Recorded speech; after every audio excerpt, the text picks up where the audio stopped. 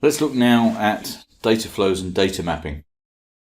This is something all schools are going to have to do. We need to map the data we use, where we get it from, how we use it, for the 5 kind of actors in the school: the pupils, the parents, staff, governors, and any volunteers. And the reason we have to do 5 of these is because each of them is slightly different.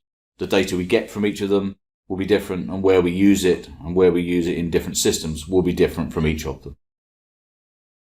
So the idea of this is that we start by identifying our sources of data. So if we look at our pupils, the data we get from the pupils will come from very different sources.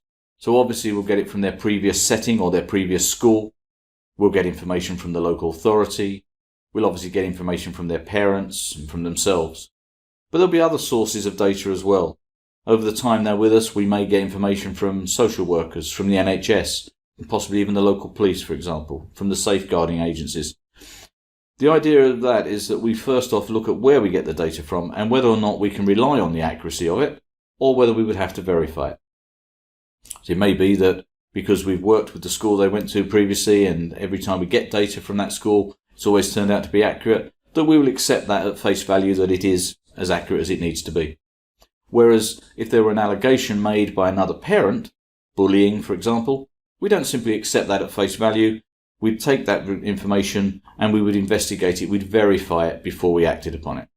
So first step is identify all the sources of information and whether or not you can rely on them, or whether you need to verify them before you use that data. The second stage of the process is to then map that data across our systems. Where do we use this data? Who do we share this data with?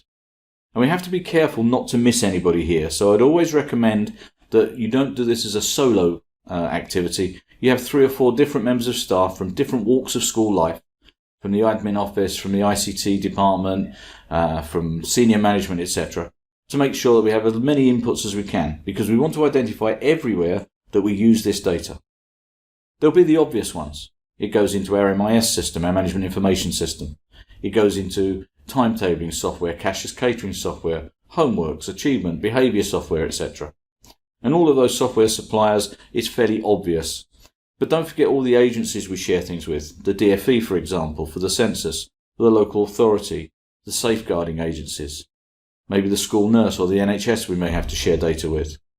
And most importantly, don't forget the small suppliers, who may not be software suppliers at all, but they do use our data.